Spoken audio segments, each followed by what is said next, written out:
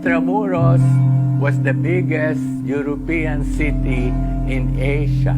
It defines our culture. The problem is most of our officials do not appreciate it.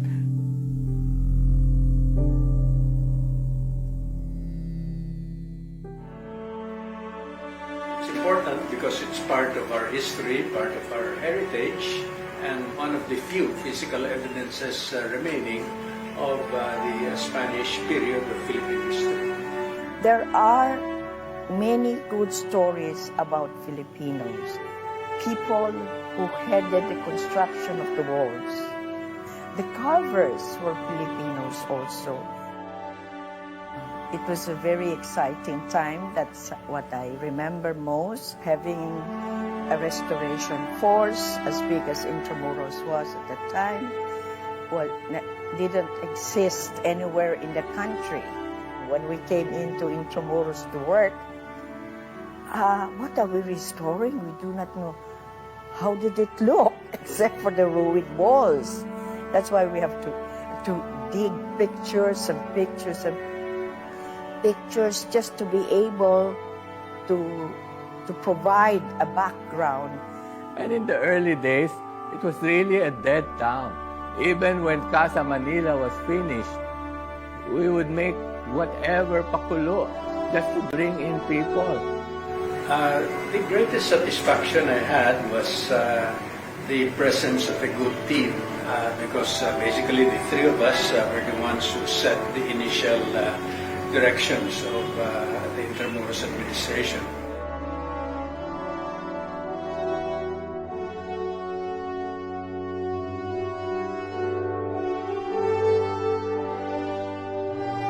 Since last year, I'm really amazed at how Intramuros has grown and has attracted so many people considering the problems we had in the beginning. There are thousands of people coming here and all of them are paying the entrance fees, restaurants, all those calesa. Can you imagine? It's alive.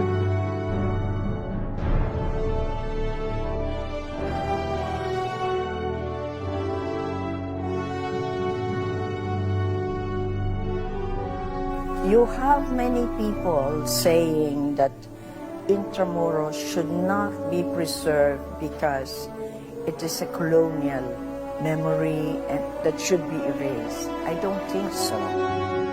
So it's about time that our people should see Intramuros is not just a symbol of colonialization, but a symbol of our spirit to rise above that.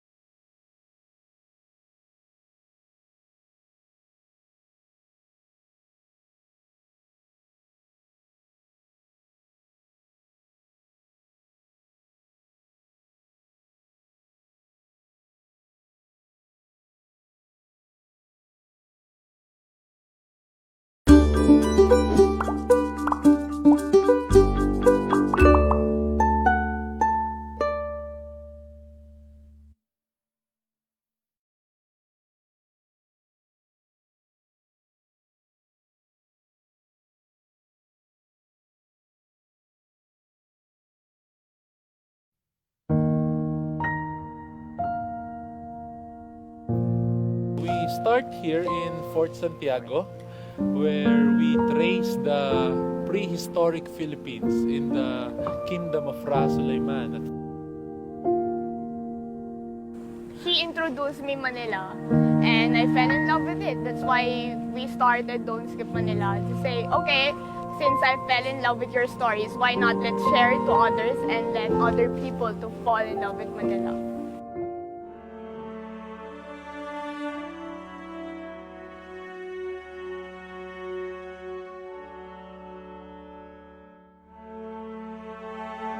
Don't Skip Manila is a tour group that conducts several tours in Manila, especially here in Intramuros. We are the one who tells the story of this place and what's the importance of it.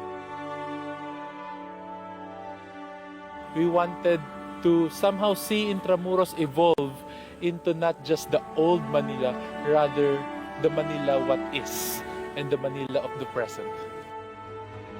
I'm Andre, and this is Han, and we're from Don't Skip Manila. Intramuros is a good backdrop of being in a place where the destination speaks itself.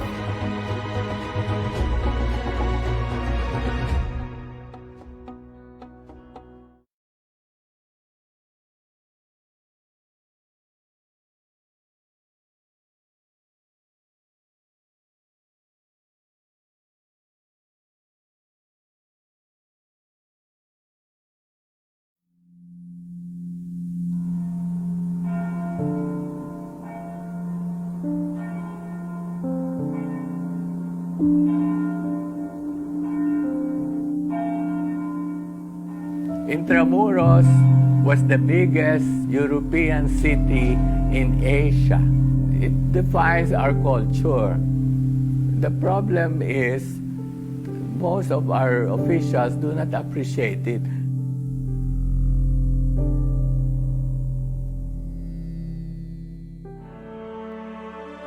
It's important because it's part of our history, part of our heritage, and one of the few physical evidences remaining of the Spanish period of Philippine history. There are many good stories about Filipinos, people who headed the construction of the walls. The carvers were Filipinos also. It was a very exciting time. That's what I remember most, having a restoration force as big as Intramuros was at the time. Well, didn't exist anywhere in the country. When we came into Intramuros to work, what are we restoring? We do not know. How did it look, except for the ruined walls? That's why we have to dig pictures and pictures and pictures just to be able to provide a background. And in the early days, it was really a dead town. Even when Casa Manila was finished, we would make whatever pakulo just to bring in people. The greatest satisfaction I had was the presence of a good team because basically the three of us were the ones who set the initial directions of the Intramuros administration.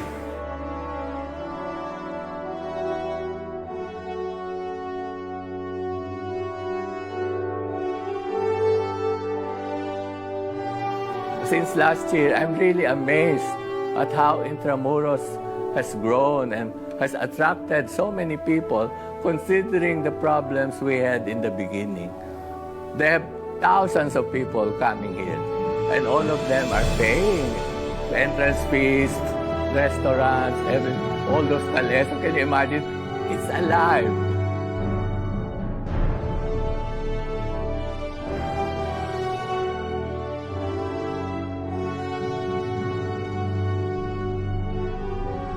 You have many people saying that Intramuros should not be preserved because it is a colonial memory and that should be erased. I don't think so.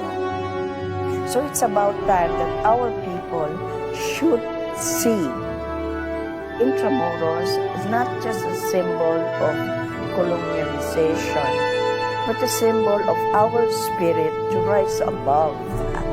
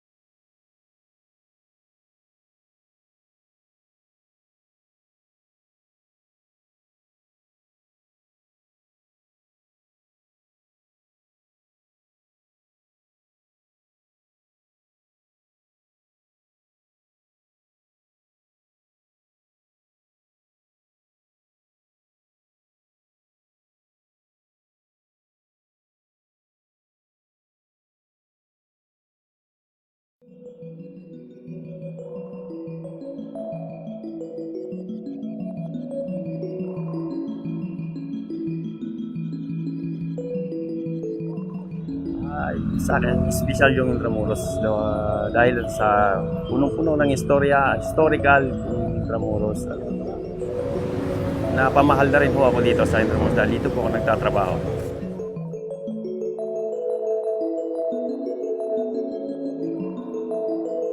Ako po si Christian Roa. Ako ay isang security guard ng Intramuros bilang isang katipunero po.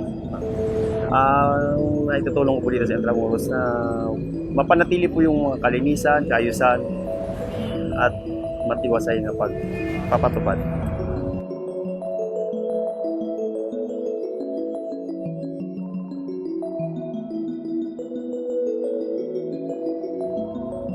Ni-expect ko po dito sa Intramuros dahil po sa lalong tumatagal, gumaganda siya at dumarami yung mga turista na bumibisita dito.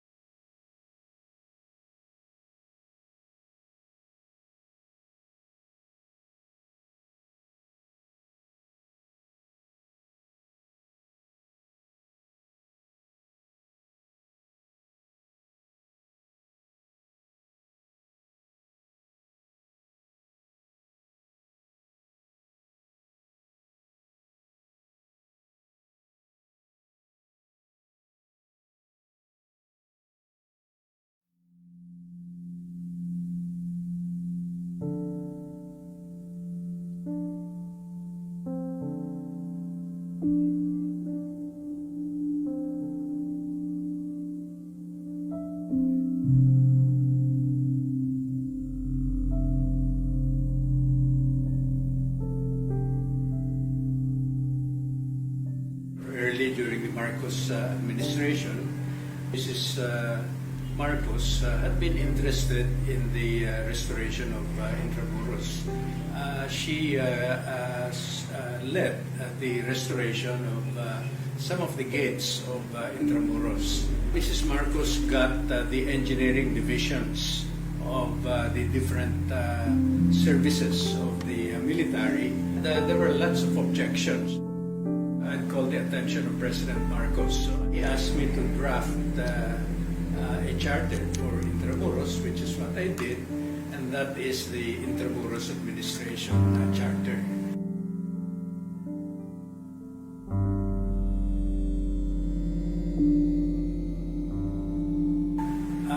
The greatest satisfaction I had was the presence of a good team headed by Mrs. Esperanza Gatmontol, and in the early days also Felix Imperial, because basically the three of us were the ones who set the initial directions of the Intramuros administration.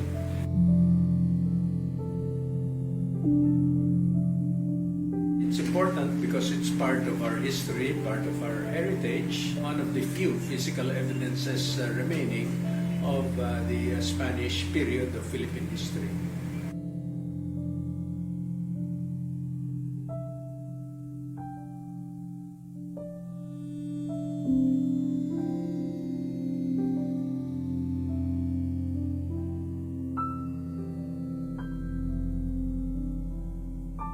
I think the major development since that time was the proliferation of informal settlers.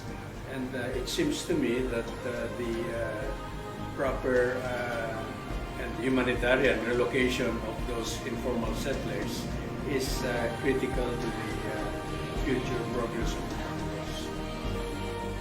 I'm Jaime Laya, and I think the directions of development of Intramuros embodied in the administration charter continue to be relevant.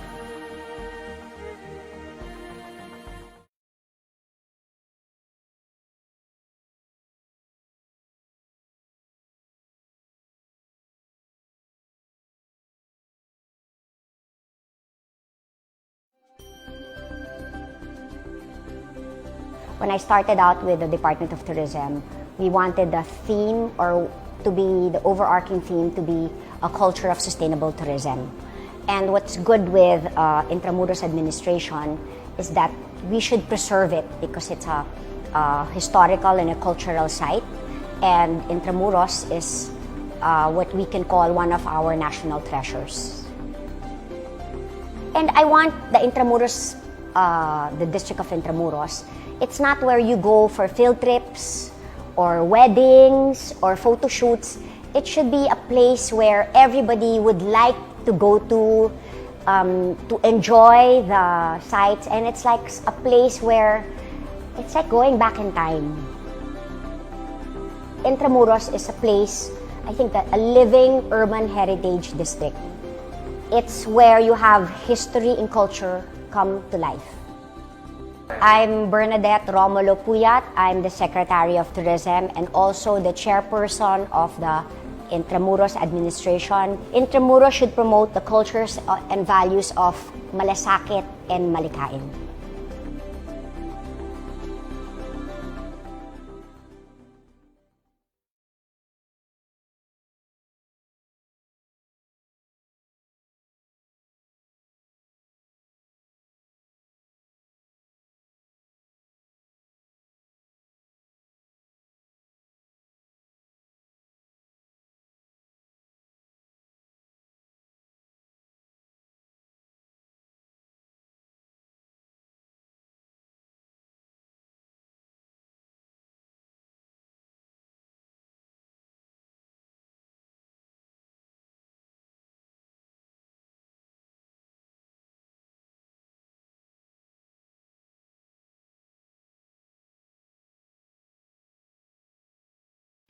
If there's something about Manila that hasn't changed ever since, it's the lovely sunrise and sunset.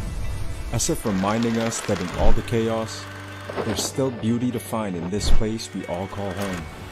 And moving around it every day, doing the things that we have to do, we completely forget the invaluable history that it holds and the endless possibilities it can achieve. As Intramuros administration celebrates its 40th year, we also celebrate its people.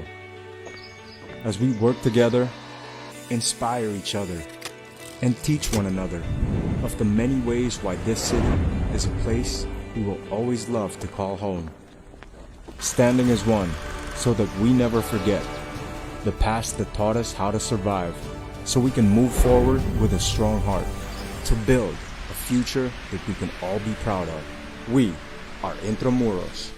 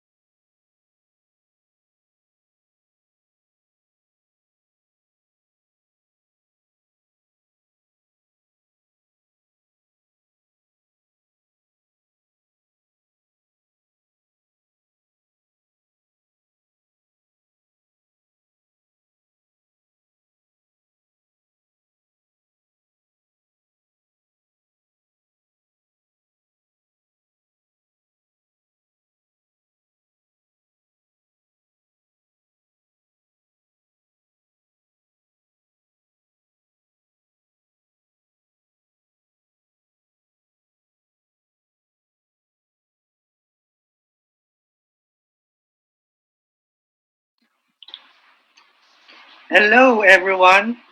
Welcome to the Intramuros Learning Sessions. Our topic for today is Making History and Heritage Matter, How Past Defines the Future by Claudia Montero. So this is now our 11th episode. So can you imagine that this is our 11th? So when we first started 2 months ago, we were not really sure what to expect. And now look at us. We're now in our 11th episode, and we have lots more episodes to go this month and next month.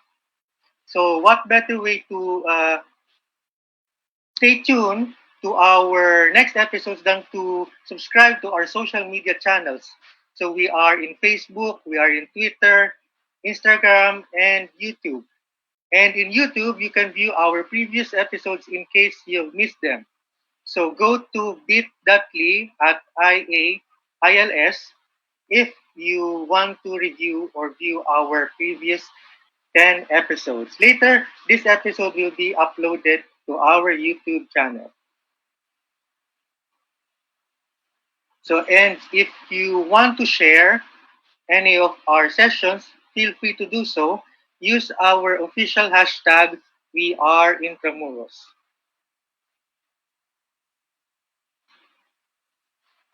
Before we start, here are some reminders first. If you would like to ask questions, you may send it to the Q&A button, which is also found in the lower portion of the screen. If you are viewing on Facebook, you may send in your questions in the comment section. Please note that we will do our best to accommodate all the questions, subject to the availability of our speakers should we exceed the time limit. And also, our Intramuros administration team will try as much as we can to answer questions in the Q&A button of Zoom. Only those who have successfully registered and viewed on Zoom will be eligible to get a certificate.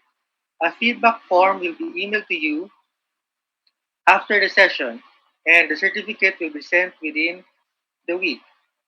If you are unable to attend the webinar, please let us know so we can give the slot to another registrant. Ensure that your audio is okay. Wear your reliable set of headphones. Don't be shy to ask questions. And lastly, get yourself comfortable and enjoy. Now, I would like to call on the administrator of Intramuros who will introduce for us today our guest speaker from Hong Kong. Administrator. Good afternoon, everyone. And as John said, we welcome you again to another episode of the Intramuros Learning Sessions. Ever since we've started last April, we have received and there have been 1,000 or more than 200,000 or so viewers who have been following us in the Intramuros Learning Sessions. So for today, we are pleased to have Claudia Isabel Montero, who will be who's an academician, and she actually holds two master's degree.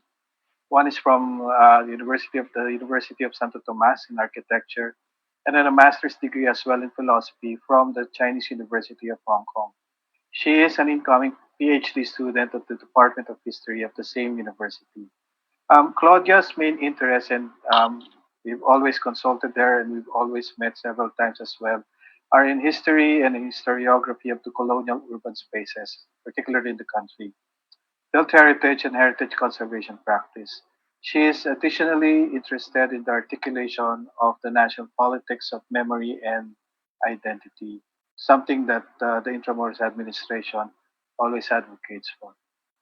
In 2018, she was a junior fellow for the Global Humanities Campus at the Freie Universität Berlin in Germany. She is an active member of the International Committee for Monument Sites, the Philippines chapter, and she has been involved in several heritage activities in the Philippines as well.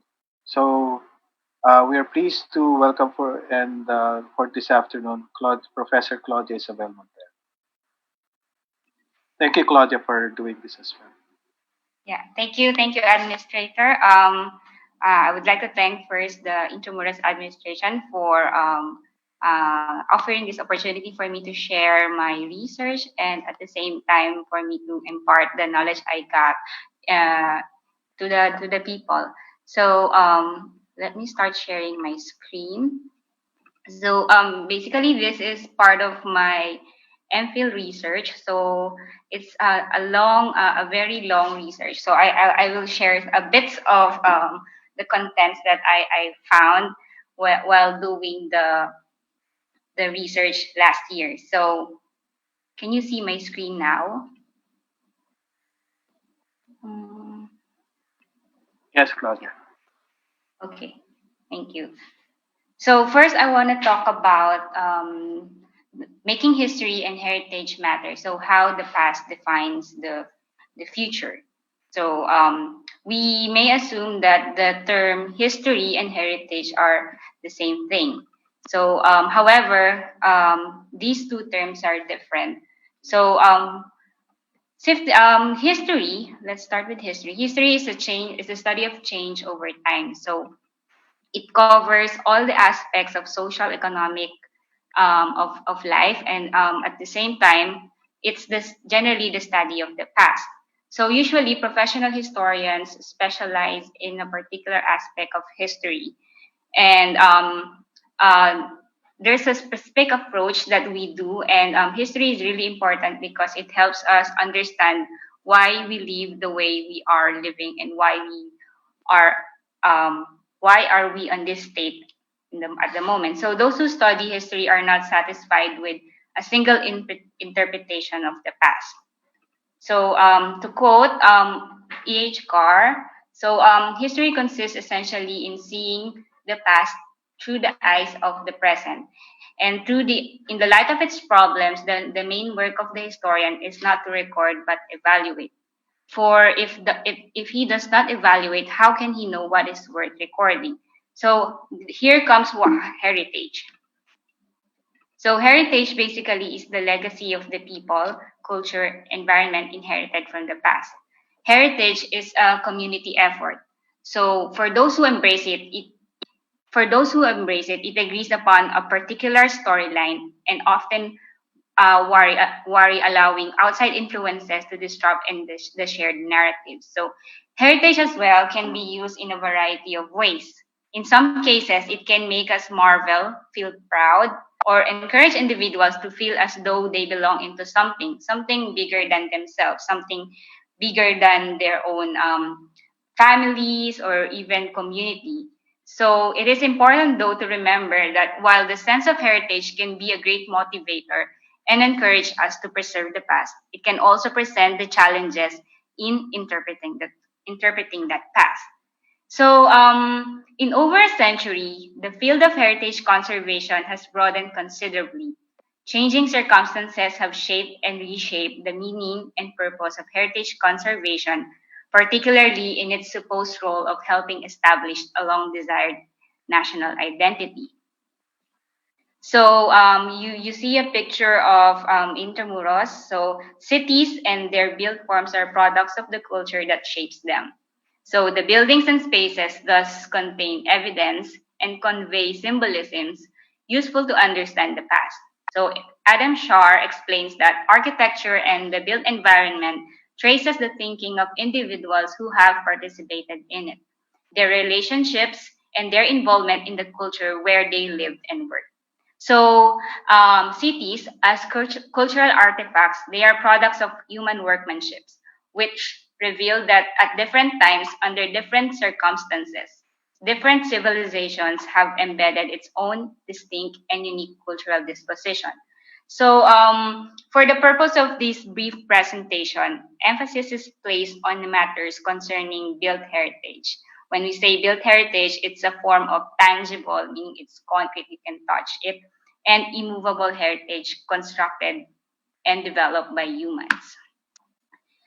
So the recent waves of events and issues, such as we all know the past heritage issues, the demolition of the heritage buildings in Binondo, in Escolta, in the construction of the Manila-Binondo Friendship Bridge in Intramuros, forced the Torre de Manila. So these issues on built heritage bespeak that heritage conservation is truly a young and evolving concept in the Philippines.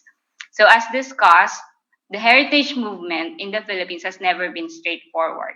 Similarly, the early development of heritage in the West, such as in the UK and in America, it revealed that there are many parallels on how the heritage movement emerged in the country. So let's begin during the Spanish period. So culture affected not only the spatial and architectural dimensions of its urban environment, but also it fundamentally permeated in the politics that governed it. Heritage conservation as a concept and practice evolved from the lessons of the pragmatic restoration during the later Spanish colonization in the country. So, given the geographical and climatic disposition in the Philippines, buildings are often damaged by earthquake, typhoon, and fire. Thus, the need for restoration and reconstruction took place. So, at this stage, this early beginning stage of returning it back to its old or original form, it's because of the pragmatic purposes and the functional need that we need to repair our buildings, especially the churches that's been damaged by the earthquake and fire. However, so can you guess what this building is? Actually, I posted the picture already, but I'm supposed to ask you that when do you think the term pamana or heritage was mentioned in the law? So I or accidentally reveal it. So it was first mentioned in 1965 when President Diosdado Macapagal declared this building as a national shrine in 1965. This is the Casa Real in Malolos. So um, the term pamana or heritage was first cited in the law in this year, 1965, where when a 400-year-old, this is a 400-year-old Casa Real, and its roots, but you see, it says, whereas the cultural heritage of our nation should be preserved for posterity. So this is the first time we encounter that, oh, there's heritage in this, the word cultural heritage in the law. However, its roots can be traced back, way back in the early 1900s, particularly when the Americans came in the Philippines. So the Americans, through the first Philippine Commission, so they passed an act establishing the Philippines' first insular museum of ethnology, natural history, and commerce located in Manila. In other words, the notion for carrying the past and preserving the culture was first achieved by collecting artifacts and exhibiting objects to represent it. During this time, the American government also supported the efforts by civic organizations to erect monuments acknowledging the deeds of Filipino heroes such as Jose Rizal and Andres Bonifacio. Since then, the concept of heritage has expanded to include a multitude of tangible and intangible forms and meaning. So, by and large, the conservation practice in the Philippines evolved out of international, colonial, and local milieus. Different cultures at different times had different ways and capacities for doing things. So these intertwining layers of culture comprise this distinct heritage spectrum of the Philippines. Nevertheless, various forms of cultural expression have emerged, such as celebrations from our plaza, the Plaza Mayor, from the religious celebrations now converted into a more civic activity, such as what we celebrated yesterday, which is the Independence Day. So these values and attitude, so among many others, are now characterized as something we can call Filipino. So the idea of preservation was ushered into the Philippines, like what I said a while ago, during the early 1900s, at the time when American government had not yet to acknowledge any obligation to protect the old buildings and sites, and was preoccupied in supervising large-scale public works in the country. Manila, or Intramuros by that time, had the appearance of an old Spanish city. So the fortification walls were described to be of great age, and its gateways declared to be comparable to the gates of Verona. So when Daniel Burnham was commissioned to prepare the improvement plans for Manila, he introduced the concept of historical and monumental value. He insisted on retaining the old walls of Intramuros. So Burnham appreciated the aesthetic and the architectural values of the walls. In his 1905 proposed improvement report for Manila, he described the city as one of the few remaining medieval fortified towns, and the walls possess singular historic and archaeological interest, while its imposing appearance gives a great monumental value. So Daniel Burnham worked in a Chicago-based firm, and as we all know, and form a partnership with John Ruth, who was highly influential in the development of American commercial buildings. So the tenth, actually, this one is the one of the first successes in heritage or in conservation, I say.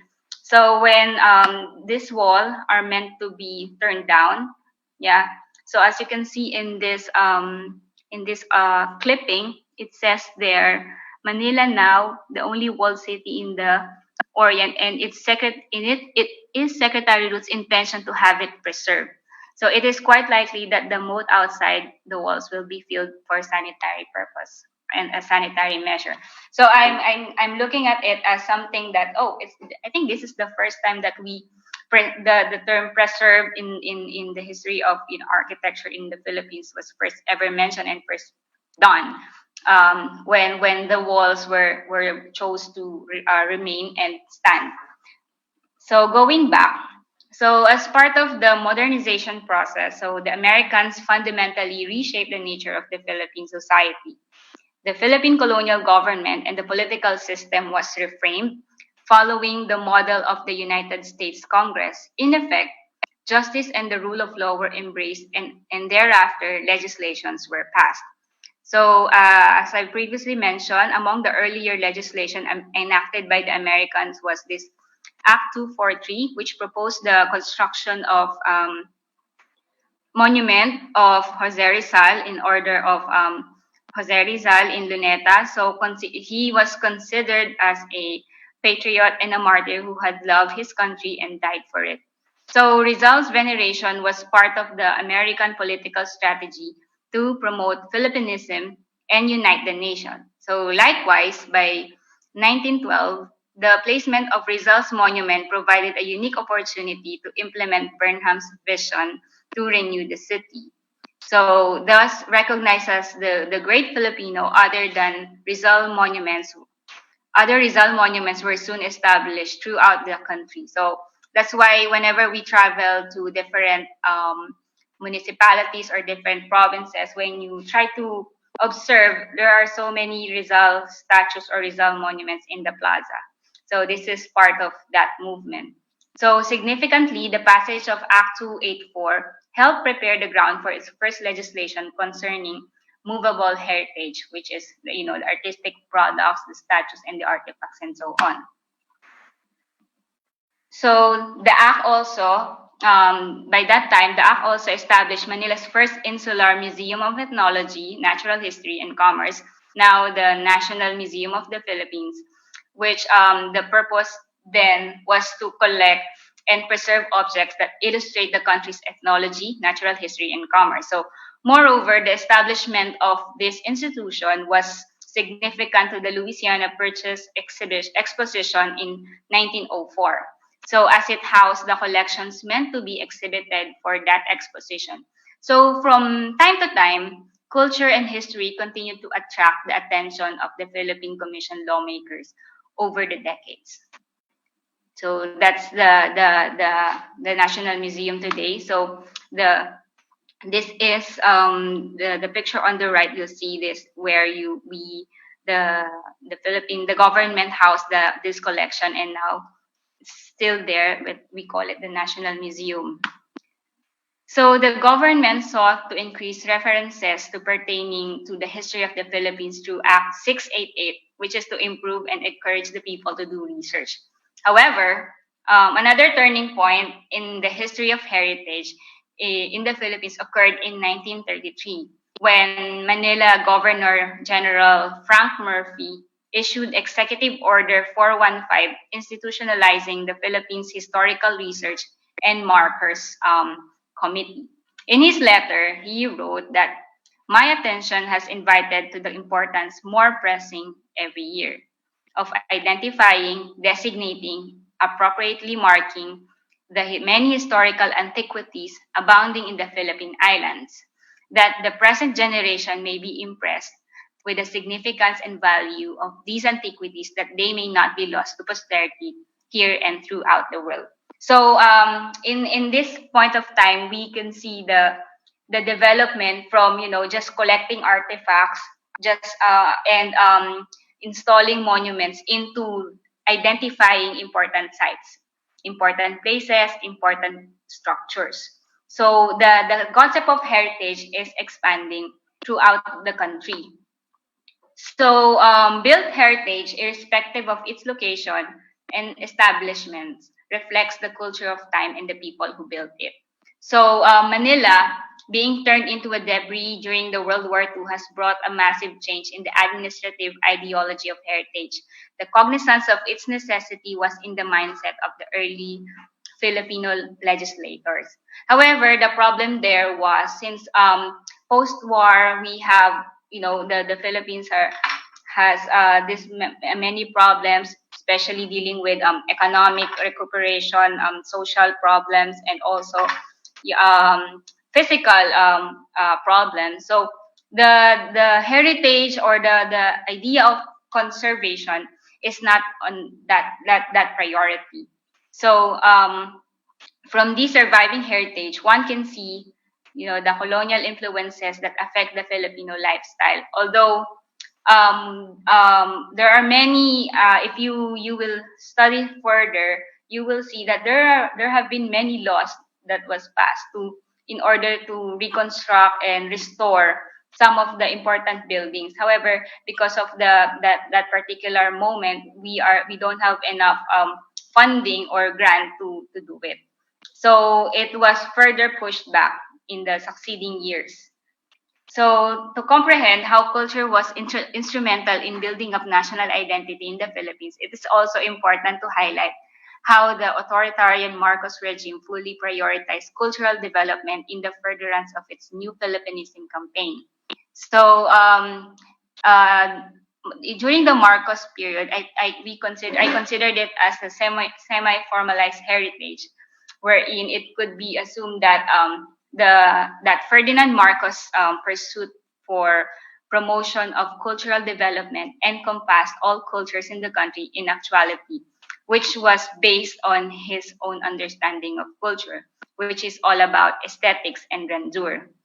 So another fundamental component to the Marcosian fabrication of cultural identity was found in architecture and tourism.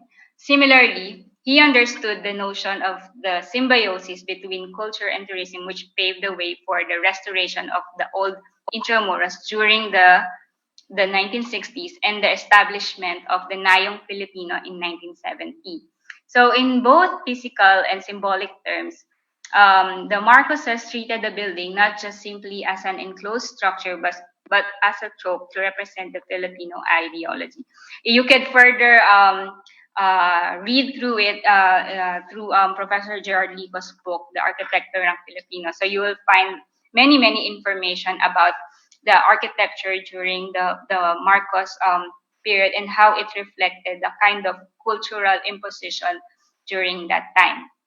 So, nevertheless, despite the vision of forging the national identity and having been able to maximize cultural avenues to promote it, the Marcos government's Filipino National Identity Project fell through for having been deeply politicized.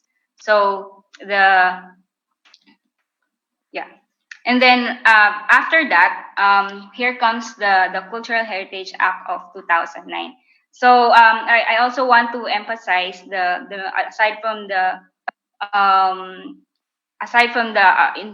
during the Marcos period, he also passed so many presidential decrees that's still pertinent at the moment. So we have the PD 1616, which that's why Intramuros administration exists, and also the Cultural Properties Act, so which was amended further.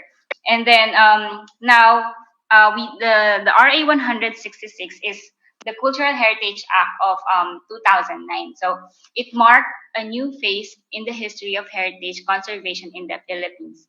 Albeit it's not the first piece of legislation to attempt to protect the heritage. So it would be the first one to consolidate the fragmented cultural agencies in the country.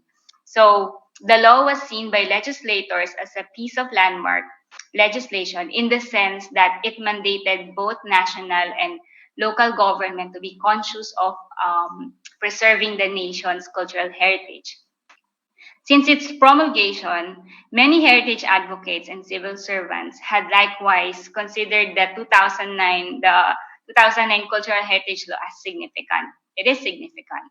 It increased public awareness of cultural heritage and the government agencies in charge with its protection. Nevertheless, many also observed that the law was still too broad and it lacks in precision and enforceability. So, on the other hand, they considered that it provides a temporary protection from possible destruction. But as we all know, that temporary protection cannot promise a future conservation work. So, or it doesn't guarantee a future conservation work. Although it kind of raises the awareness of the people. Oh, this is an important site. Oh, we must do something about it, and we must do something in order for it to be safe.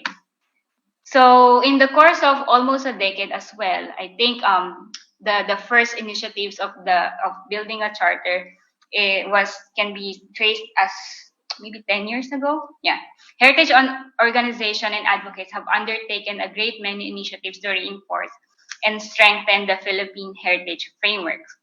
So to address the weaknesses in the law, one of the most apparent solutions had been developed to the country's own set of conservation principles. This is called the Philippine Heritage Charter. Initially, the aim of this was to formulate internationally acceptable conservation standards to be used as the basis for operating guidelines of the RA 166 or for future amendments to the law if it will be amended. In the past, experts and heritage advocates have attempted to adopt the Australia ICOMOS Charter for Places of Cultural Significance, or we call it the Bura Charter, and tailor it to suit the Philippine context. Nonetheless, as a charter is a charter is deemed as a soft type of regulation.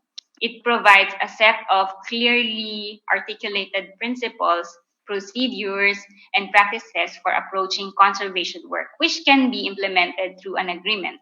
But unlike a law, it cannot oblige parties to comply, neither can it enforce penalties. So the charter is a guide. So still we need to do something in order for everybody, especially the practitioners and the LGUs, for them to embrace it and adopt it and apply it in their own respective territories. So to sum up, the emergence of heritage began with the pragmatic and functional restoration. So these include the functionality, the practicality, and also the geographic and the climatic conditions of a site. Then it furthered to getting collections and exhibitions. So by collecting artifacts, objects, and that represent the Philippine culture. Then it developed into monument building, public spaces, and architecture. With our architecture, our building design, by placing statues, memorials, and by also venerating our national heroes. Then the creation of government institutions. So the different commissions that existed, institutions, government bodies, and so on. And after that, so these commissions and institutions will identify the sites and places of significance. so historic antiquities and particularly built heritage. So, and then at this, after that, subsequently, there's still a lot of commissions that's been formed and created the by the government. Depends on which government it is. So that's why I put an arrow back to the creation of the government institutions. And then after which is the coordination of cultural agencies. So meaning it's the dissolution of the redundant government agencies. So they try to merge or sometimes dissolve the government agencies that do the same thing. So we cannot have like two agencies that will venerate Rizal or two agencies that will decide this is important. So that's the phase of coordination and of the cultural agencies. So, and then RA 166 comes in, and we are now at the phase of identity, meaning, and significance. So we look at heritage based on how we look at ourselves and how we take it as something important to us or something important to the community. So we are now digging deeper with the meanings and the symbolisms that it convey, how it links the past, and why this particular heritage is worth of saving or worth of conservation. So what's next after that? So with this unexpected turn of events, unexpectedly we've been displaced, and some of the cultural workers also have lost their income, have lost their jobs, which is if they lost their jobs, if they don't work, who will continue heritage? Who will continue the cycle? So I am looking at the direction wherein the after the identity and after that meaning about heritage, cultural heritage also deserves to have something that prioritizes the social welfare and strengthens social cohesion. So planning for heritage must take societal change, values, politics, governance, economics, demography, and so on. We can also add climate change, the new ways for mobility, resilience, to update the perspectives on future challenges by integrating the lessons from the past. So the past is important for the future, and let it be a learning lesson for everyone. So the past, the past is the heritage of the present, and the present is the heritage of the future. So heritage is valuable to all. It should be everybody's responsibility to preserve, safeguard, and protect it. So thank you. Thank you so much for your attention. Thank you, Claudia, for that very interesting presentation. In our 11 episodes, we've had, in fact, three international speakers, and you are our third. So the first one was from Seville. We had Dr. Pedro Luengo. The second one was from South Carolina. We had Professor James Scott. And now, for the third time, we have an academician from Hong Kong. And we are very privileged of having you today in our Intramuros learning session. Claudia, I think your share screen is still on. Oh, okay. Let me just fix it. Sorry. Yeah. So I'm seeing that we have a lot of attendees for today via Zoom, and some of them are our regulars since our very first episode since 2 months ago. So I'd like to mention some of our very loyal attendees: Royce Kalingal, hello; JP Abiliera, RJ Punongbayan, and Cecil Rescator. So, and everyone else who are here with us today. So, right, we are now in our open forum. So, I would like to remind everyone that if you would like to raise questions, you may send it in the Q&A button at the bottom of the screen. And due to limited airtime, not all questions will be answered on air. And the Intramuros administration team, led by our Jeffrey Yap, we'll be answering questions in the Q&A button. So, right. So, Claudia, our presentation for today is puts a lot of focus on the institutionalization of heritage through law, through acts of the republic, and with government as the primary mover for the preservation and promotion of heritage, among else. Now, in consideration of government's role, why do you think we are having such a hard time coming up with a centralized body for heritage? Because right now we have several. We have the National Museum, the NSCP, uh, forgive me if I forget a cultural agency, but all of those things. So why is it that we're having quite a hard time developing our very own Department of Culture? Oh, that is quite a hard question to answer. So, the movement for the Department of Culture has been there since for I don't know how long, but why is it hard for us? Because ever since we are a fragmented society, and because of that particular, as I discussed, these institutions were there since the American colonial period, and it's not that easy to consolidate them into just one. So, meaning to say that you have to abolish or amend another law that mandates them to operate, and then consolidate them into one singular unit. And at the same time, um, it's also a challenge for the government to find the people who can really be the ones who will be sitting there. Otherwise, it will be the when the way I see it, when we have the Department of Culture, is the merge of the NM and the NHCP. So these are the same people. So it's hard to, when we talk about operation, how to framework the people, the manpower. So it would be a lot of work, but it's not possible. So people from the cultural sector have been pushing that, the Department of Culture in the Senate and also in the House of Representatives. But at the moment, I think the way it functions now is something that we need to focus on. For example, while the National Museum has the responsibility for the the NCTs and also the other movable heritage.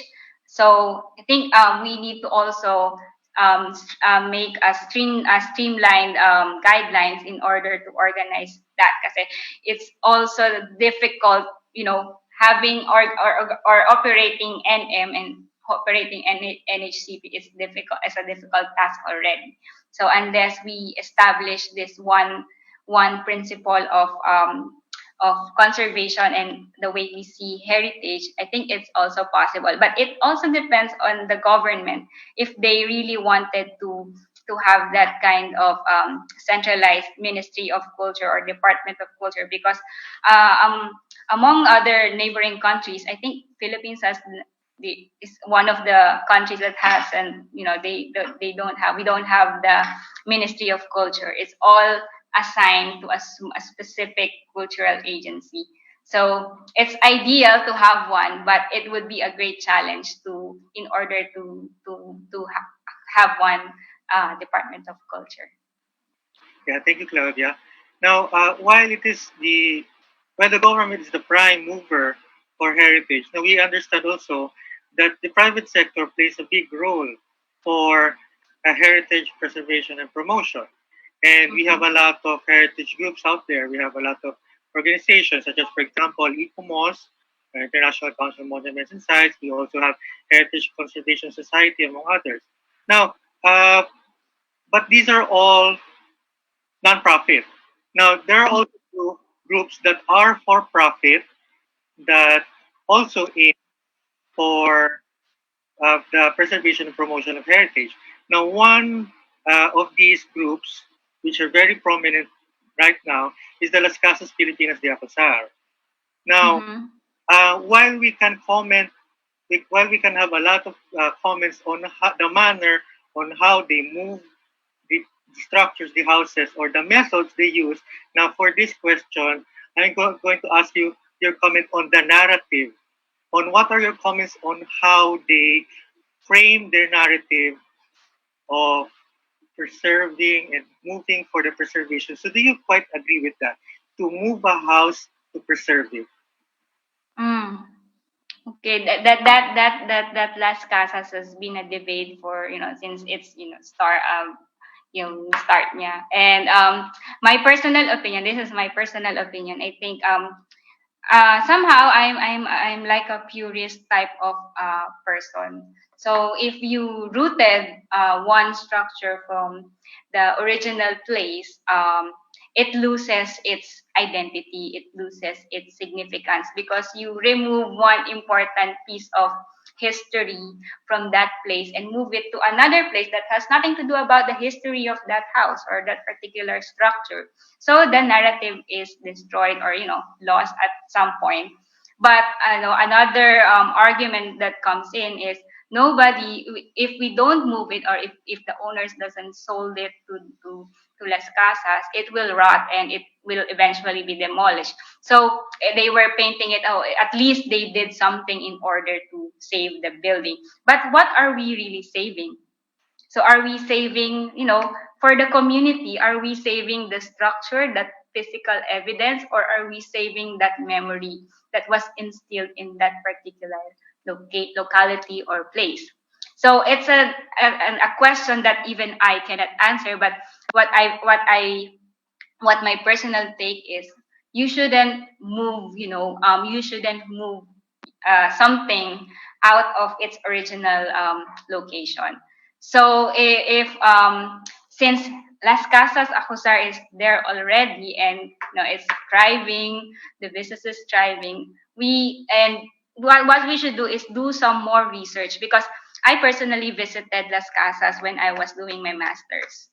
And the problem I've encountered there is I cannot, I somehow I have an idea, oh, this is that particular building. And when I saw it, it doesn't look the same building that I saw when it's still on its original location. So meaning to say that the fabric has been altered already.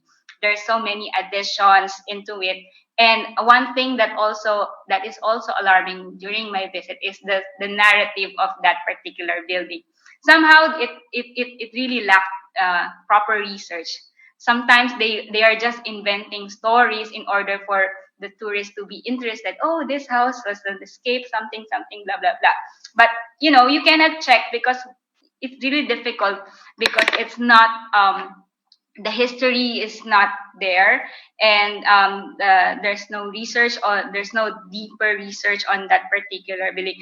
And then since it's there, I think the management should do something about it. The narratives that they tell, they should at least provide a more accurate stories of or the heritage of the houses. But if you were to ask me, is it okay to move houses? My personal answer is no. Thank you, Claudia. Our next question is from Akiko Kate Cebu. So she asked, "What do you think?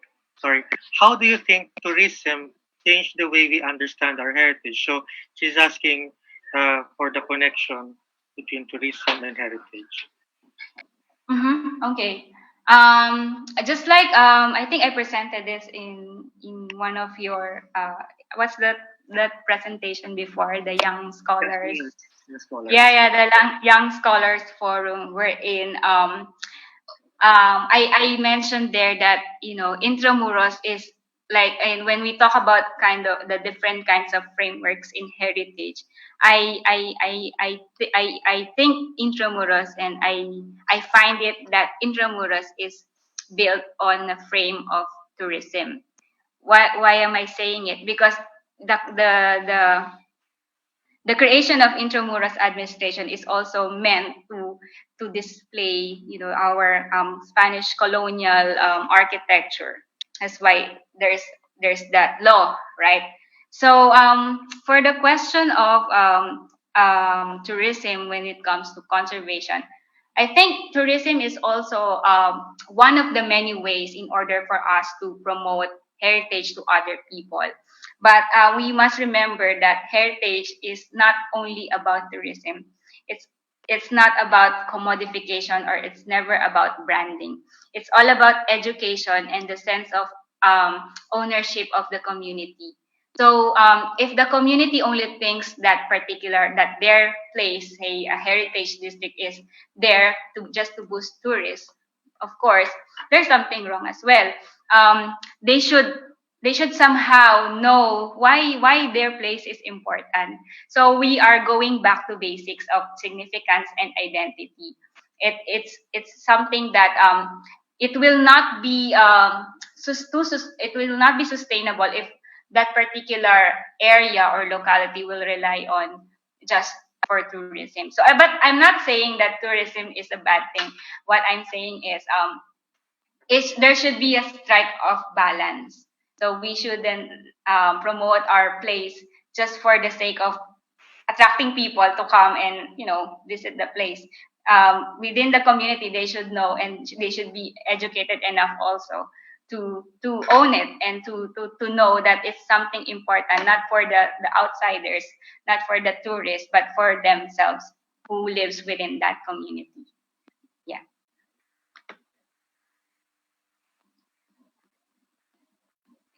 Sorry, I was on mute again. Yeah, for the next question, I'm going to merge two questions, two related questions. One is from Dr. Wilson Chua, who asks, how far have we gone in the establishment of our Filipino identity through the preservation of cultural heritage? And the second one is from Jeremy Balaga. How can history and heritage benefit nation building? So the question we have here is Filipino identity and nation building, and how heritage can contribute to the two of those concepts. Oh, so we've been so reliant on what makes us Filipino and what makes us unique, and not only what makes us unique, but how are we presenting ourselves as Filipino. So of course, history and heritage is important for nation building because it's something that you will pass on to the future generation. So if you're passing on nothing, and you're false narratives and false history, of course, it will be compromised. It will be a great compromise to do so.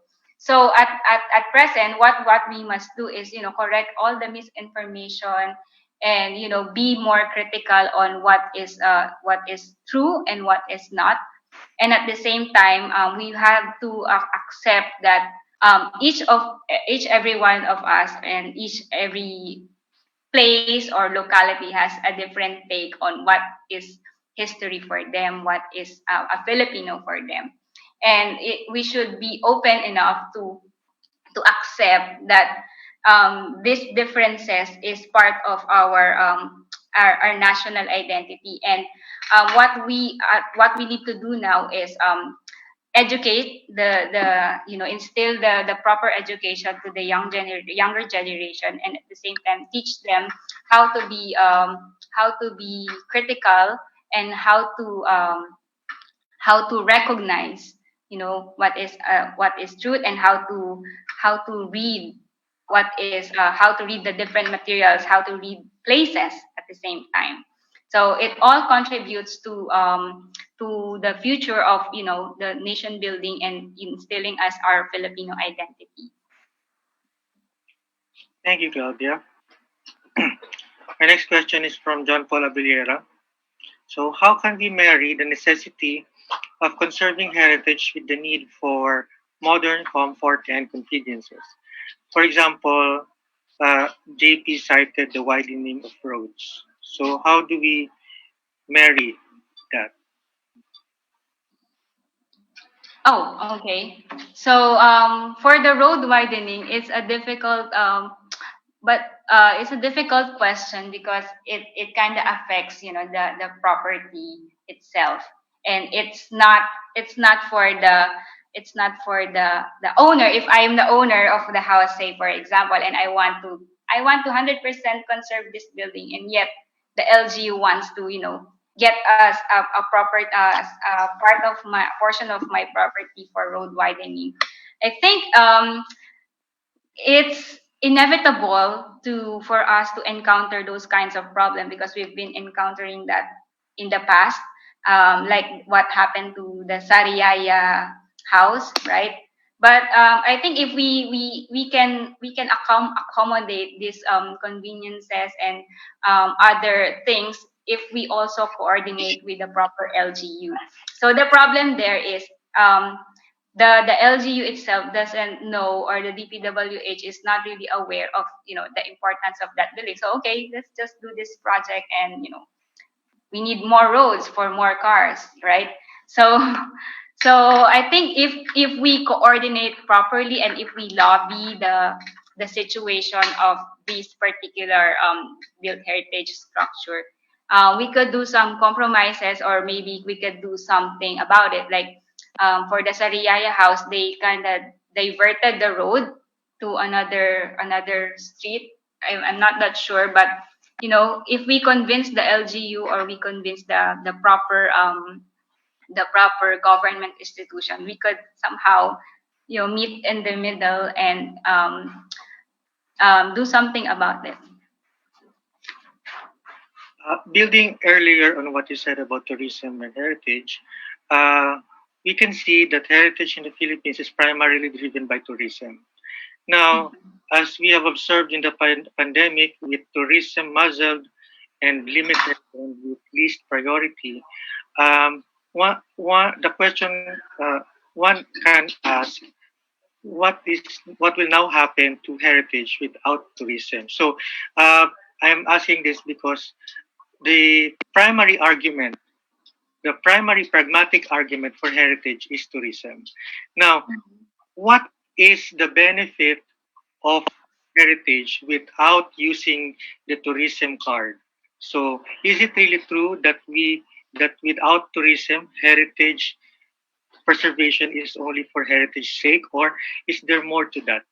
How can we use heritage beyond tourism for uh, for development and as such?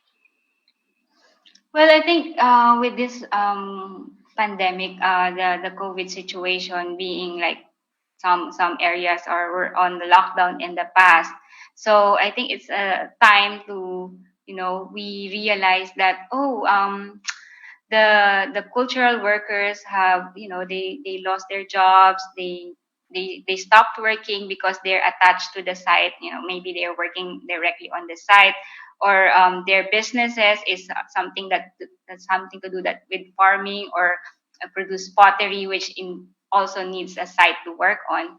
So I think it's this time that we should realize that we should go back to basics. So for the moment, if there's no tourists around, so how can we sustain our heritage, right? So without the tourists, of course, it's an issue of profit and revenue. So which sustains, the businesses and the projects. So with this, I always mention that it's difficult for just the say the NGO, or just the private the community to act alone on it, or to do something about it. Maybe they have these good projects in mind, but they cannot do it because maybe for the lack of funding, or for the lack of and manpower, or other reinforcement. So I think it's also time for the local government units to create some projects that somehow sustains these particular areas, or heritage districts, or the businesses that now they've been relying to tourism, so they could think of something that will make them sustainable at the same time. So like in other countries, it's not a problem for the Philippines alone. So we should also think of how did the other countries address this issue. So what they did is, it's the government who funded them, because at this point in time, it's only the government that can somehow support them financially or whatever resources is that. And in some other areas also they go back to farming by producing their own food, because the primary issue here is sustaining their own livelihoods first, rather than the culture and the arts are secondary. But what they need to do first is to survive, because they need something to eat in their table. So people are now going back to gardening, to farming, in order for them to create their own food, and at the same time not rely on the profits from tourism. So I think that's one of the many sustainable ways that can possibly be one of the possible solutions that we could take at the moment. But yeah, after this situation, this pandemic situation, so this health crisis, I think it's also time to think for us of different projects, and time to communicate with our respective LGUs, and at the same time with the other civil society organizations, into developing new projects for us to be more ready in case this comes again. Yeah. Thank you, Claudia. That's very true, no? Uh, so, especially even without tourism, heritage is still very important, because uh, it is a grassroots issue. It concerns with identity, and it improves quality of life, no? Yeah. So, our next question is from RJ Punong Bayan. So I see how our PH government works, hand in hand with the international protocol regarding safeguarding heritage and saving it for future generations. Can you share us your thoughts on why some Filipino citizens highly disregard heritage as a thing to conserve? For instance, the marker marking La Liga Filipina in Manila being now regarded as home for some informal settlers, and some monuments and ancestral houses being demolished in favor of commercial or industrial establishments. Did I get that right? Yeah, Mhm. that was how he framed this question. So, what do you think, Claudia? So he wants to know how our Philippine governments work hand in hand with international protocol Yeah, regarding safeguarding heritage and saving it for future generation. So when you say international protocol, does it mean to be like the charters, or what, like international heritage? So anyway, so probably the answer there is um, it goes back to people are not aware, or they lack the necessary education or information on that particular heritage or site. So that's why, especially developers, developers always their mindsets are how to improve their businesses, gain profits and revenues in order to have another businesses somewhere else. So it's a very challenging situation, because a lot of the developers think that, or maybe some LGUs think that heritage is a hindrance to progress. Now, it's always a question that why does heritage hinders our country to progress, or come up with something better than, or something more modern, or and so on. It, like what I've said, it goes back to the problem wherein people are not aware, maybe because it's not their fault that they're not aware. Maybe they're more focused or concerned on their jobs, they're more concerned on where to live in the next couple of months, what to eat tomorrow, and so on. So it all boils down to how people are aware of the things that surrounds them. So just like if you go there, maybe if we go there in the informal sectors that you mentioned, if we ask them, did you know that this marker is special, probably they will answer no, because that's not their primary concern at the moment.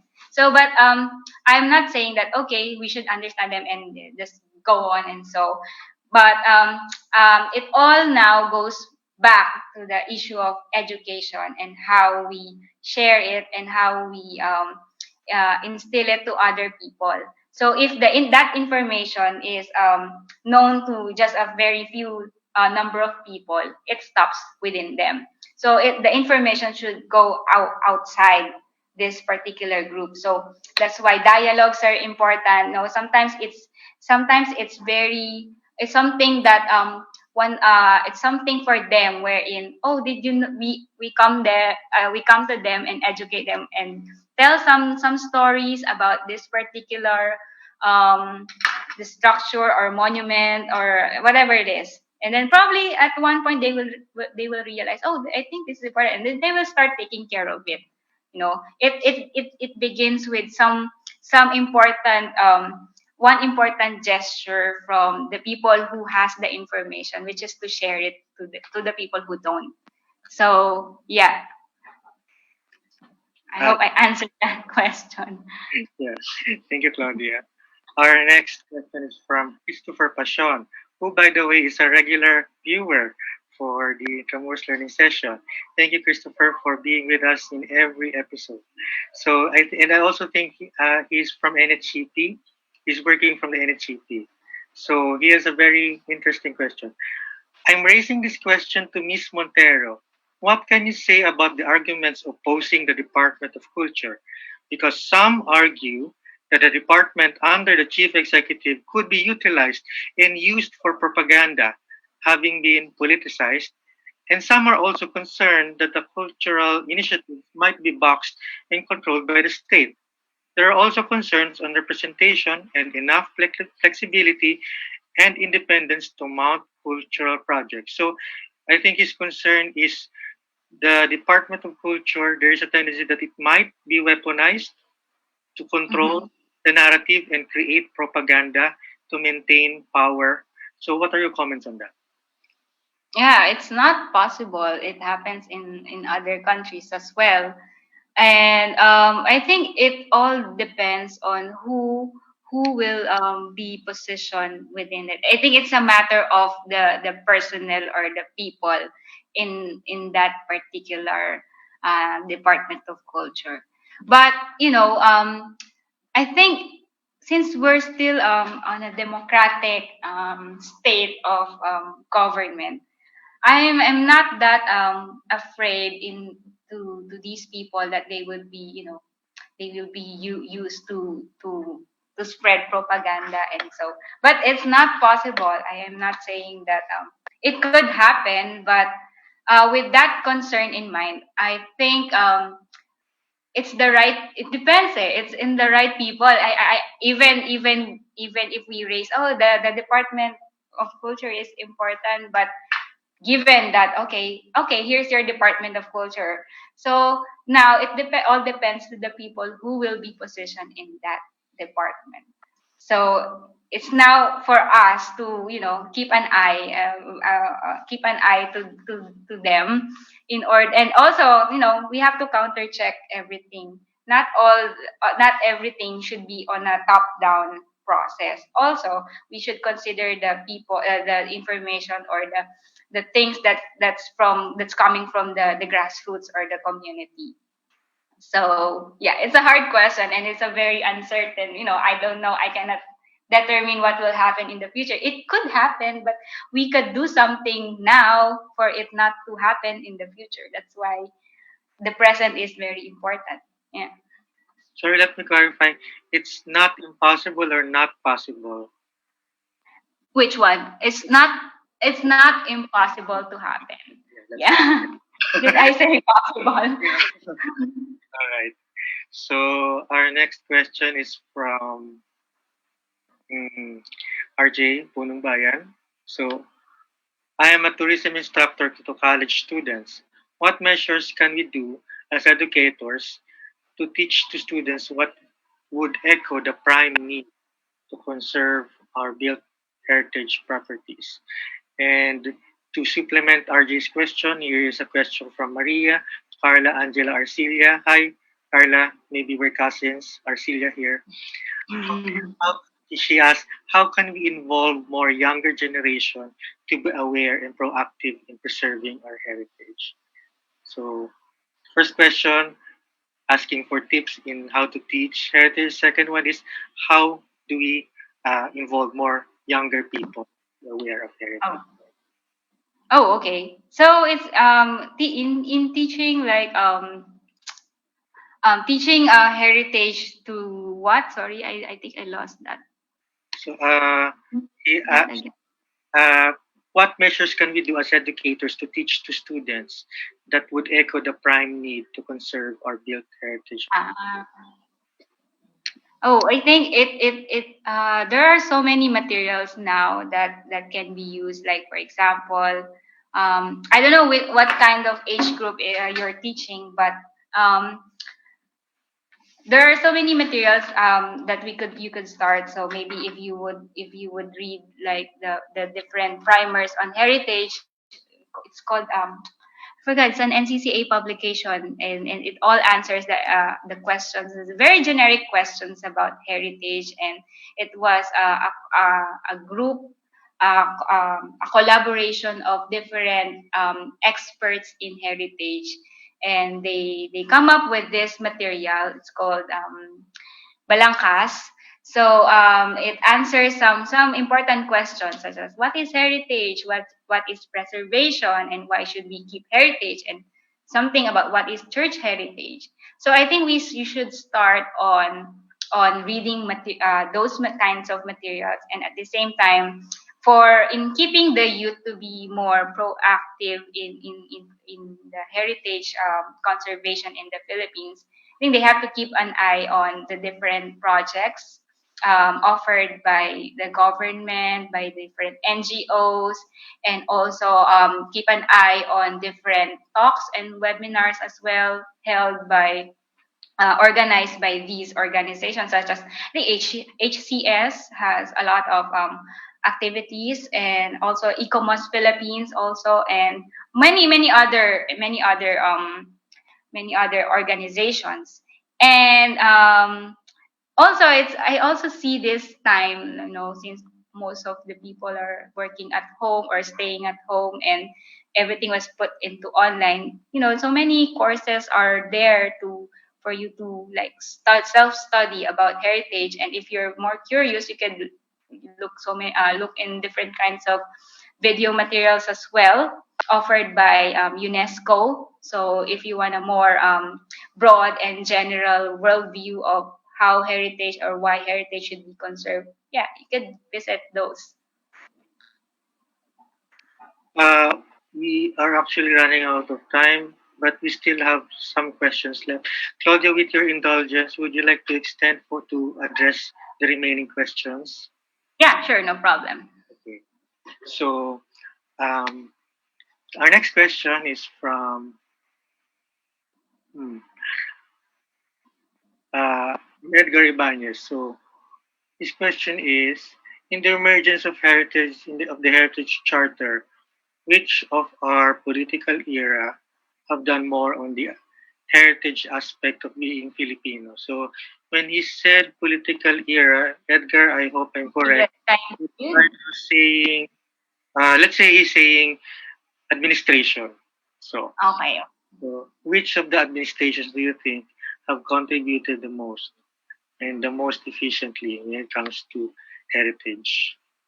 Oh, okay. I didn't share the actual file wherein I made I all collected all the heritage, history, arts, culture related laws, and of course, when you say law, it falls on a particular administration.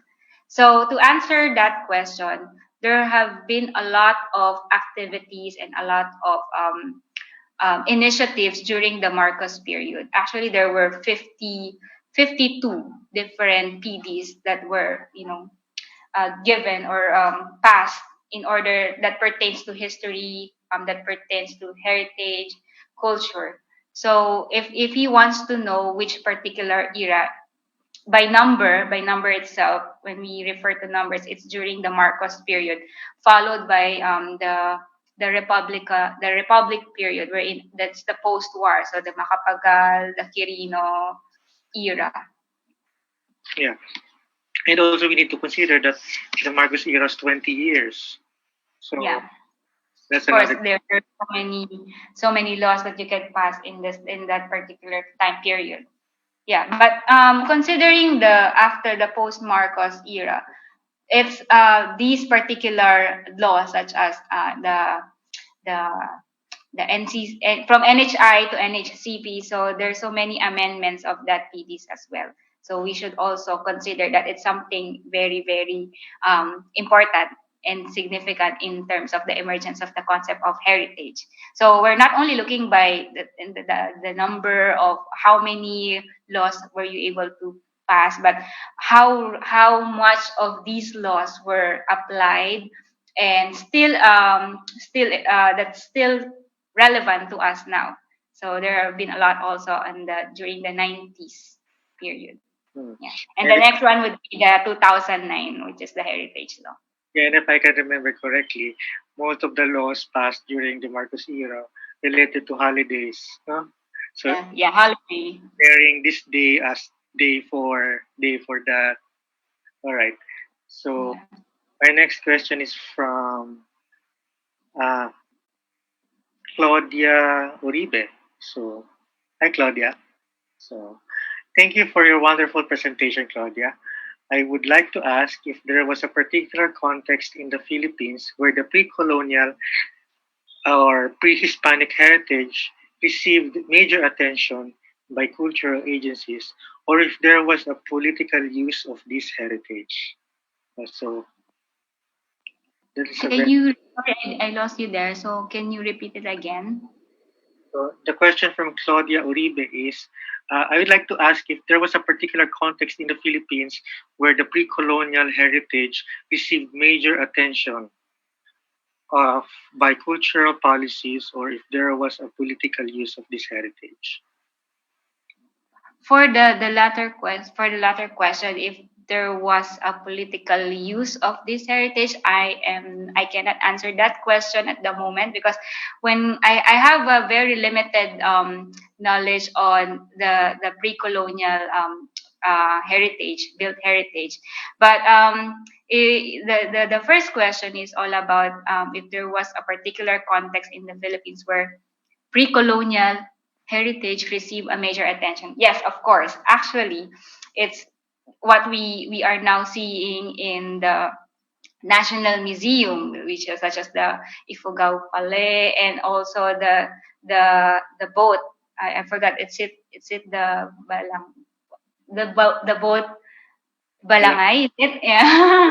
So I think the pre-colonial heritage has received enough attention, but they need more attention at the moment, because there are so many other pre-colonial structures that needs it, such as our Maranao. Sorry, I forgot the term. The Maranao House. Okay, so there have been cases wherein it was falling into decay. So I think the government, not only in Mindanao, but also the people from, or the government in Luzon, or the national governments here, should also pay attention to those. So, but yeah, I think they are receiving enough attention from the National Museum. I'm aware of many projects conducted by the National Museum in these places, such as in in in in Mountain Province, and at the same time some in Batanes as well, and they've been going on different areas in Mindanao as well. So yeah, they're receiving enough attention, but I think people should learn more about these pre-colonial built heritage. Thank you, Claudia. And to answer Ms. Uribe's second question, if there was political use of this heritage, I think I can add on this. In fact, there was political use of this heritage during the Marcos era. Citing Lico in his book, Marcos State Architecture, Edifice Complex, he stated that the pre-colonial concepts of the Malakas and the Maganda was heavily used by the Marcos couple, wherein Ferdinand was framed as the Malakas, while the spouse Imelda was framed as the Maganda. And in fact, the pre-colonial narrative was heavily used in the glorious past story, the glorious past narrative, in how Marcos' rule was framed uh, in the cultural sense. So, Yeah. yes, there was, in fact, uh, politici- uh, uh, political use for that narrative. Now, for the next Yeah. question, yes, Claudia? Yeah, like what I presented a while ago, I think I mentioned that the Marcos view of what culture should be is rooted in the vernacular facets and the vernacular imagery. So it's something local and it's something not colonial. That's why it's used as the image for a Filipino identity during his time. Yeah, to Yeah, supplement your answer.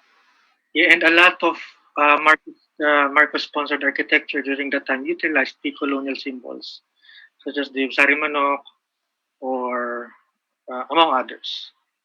Yeah, I now remember the Maranao house. It's the Torogan. The Yeah. Torogan houses in Lanao. It really needs, attention, and it needs something that will, because nauubos na sila eh.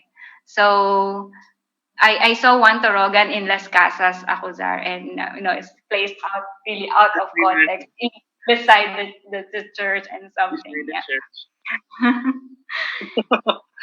Yeah, in an island. In an island. The church is in an island as well. Yeah. Okay. Uh, huh. Next question is from Len Orbon. Aren't there any written or documented evidence of preservation of heritage churches and structures during the latter part of the Spanish era, considering that they colonized the country for more than 300 years? So he is asking if was there any effort to preserve heritage during the Spanish era? To preserve heritage, I'm not that sure, but to maintain or preserve a building, that is possible because if I've read the book of about Spanish churches, and it's in Spanish, and it kind of outlines the different set. It presents a different set of guidelines in order for you to preserve or uh, maintain a particular church. Yeah, such document exists, but it's not pertaining to heritage. It's not pertaining to the idea of, oh, you need to do this because it's important for. It's not something about cultural. It's not cultural. It's more on, you need to do this because it's a church.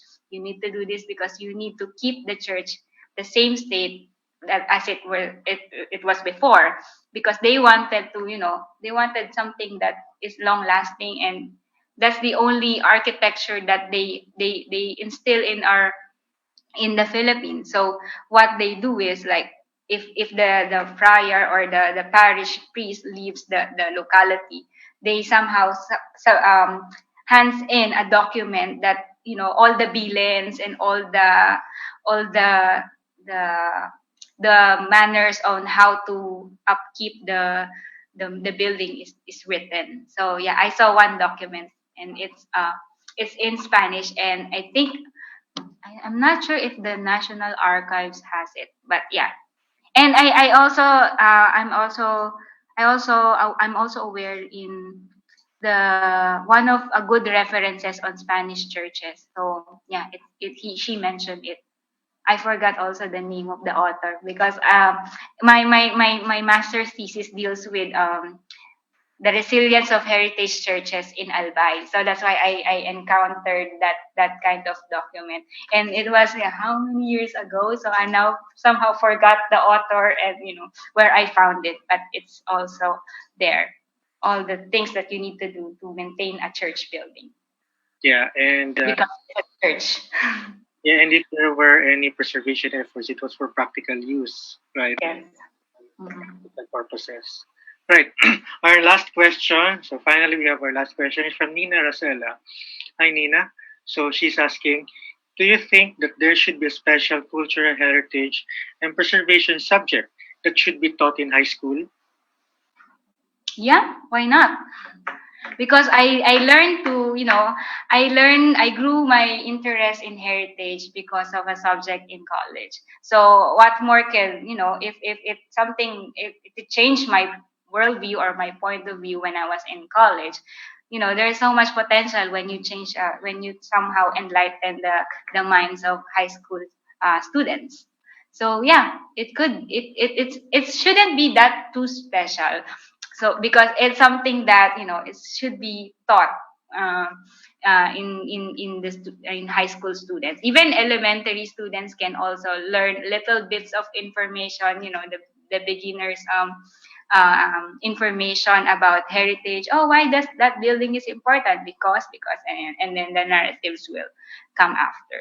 So yeah, it's also a good opportunity to instill it in not only in the high school students or elementary students, but also the seminaristas, the church, because the church also has to learn something about the technicalities or the theories of heritage conservation. So yeah, education for all.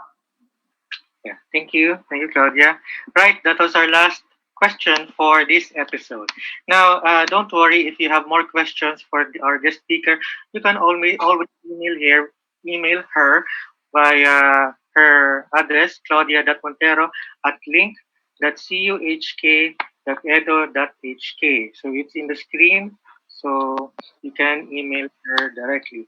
And also to those who missed this present episode, to those who came in late and would like to view the episode in full, you can go to our YouTube channel. This episode will be uploaded later, and make sure to go to the link bit.ly/IAILS, and don't forget to hit that subscribe button. And for next our next episode, our episode number 12 will be on June 19. So our guest speaker for that episode will be the executive director and deputy executive director of the National uh, Parks, sorry, ano, NPDC, National Parks.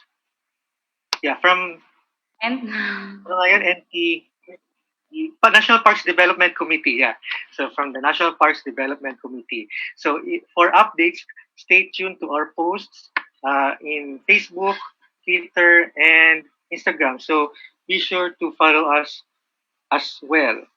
And when you share, you can use the official hashtag we are Intramuros. And just a reminder, today is the last day for the survey on the new normal in Intramuros. Um, Intramuros is not yet open for tourism activities. However, in preparation for the new normal, we would like to hear from you so that together we can ensure that you will have a safe and enjoyable visit in the future. So go to bit.ly/IA new normal. So today is our last day for the survey. And we also have, we are also available now in Google Arts Culture. So wait. We're also available now Google Arts Culture. So if you miss going to our museums, you can visit us at Google Arts Culture. Just key in Intramuros Administration to view our museum collections. So a lot of our museum collections have already been digitized and ready and available for viewing at Google Arts Culture. So before we end, Claudia, would you like to have some final words? oh, so something that I want to impart to everyone is that history is something that's important for all of us. And yeah, and heritage, as we all know, is something that we choose to remain for us to um, to pass on to the future generations. And with this, So if we want to pass on something, we should do something now. And each and every one of you is capable of preserving and protecting our heritage. And it's not only our responsibility, it's not only IA's responsibility, but it's also your responsibility. And the subject of heritage is very broad, and you could learn more about it as you read more materials and educate yourself, and at the same time expose yourself in coordinating with different people or agencies and local government units. And yeah, sometimes it may be frustrating for us to find that, to learn, and also to learn that a lot of these heritage buildings are falling into decay or loss.